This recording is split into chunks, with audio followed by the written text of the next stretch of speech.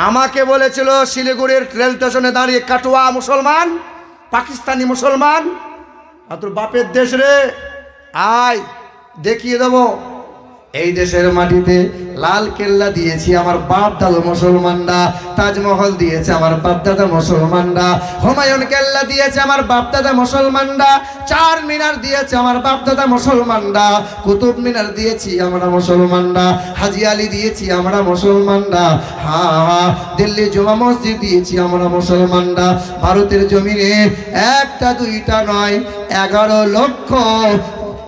লক্ষ জামে মসজিদ দিয়ে ভারতকে সুসজ্জিত করেছি আমরা মুসলমানরা।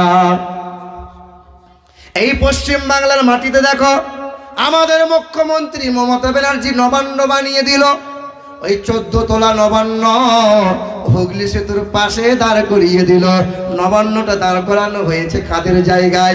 আমাদের মুসলমানদের জায়গায়। কলকাতার হাইকোর্টটা দাঁড়িয়ে আছে কাদের জায়গায়? আমাদের মুসলমানদের জায়গায়। কলকাতা মোহনবাগান খেলার মাঠটা কাদের জায়গা? আমাদের মুসলমানদের জায়গা। কলকাতা ইডেন গার্ডেন খেলার মাঠটা কাদের জায়গা? আমাদের মুসলমানদের জায়গা। কলকাতা নেতাজি বিমানবন্দর রয়েছে 86 বিঘা জায়গা, কাদের? 300 বিঘা জায়গা, কাদের জায়গা? আমাদের জায়গা। কলকাতা নেতাজি ইন্ডোর স্টেডিয়ামটা কাদের জায়গা? আমাদের জায়গা। কলকাতা টালিগঞ্জ বলে একটা শহর আছে, বাংলার সিনেমা করে যারা, বেশিরভাগ সময় তারা অভিনয় করে, তারা ওই টালিগঞ্জে বাড়ি আমাদের মুখ্যমন্ত্রী মমতা ব্যানার্জি।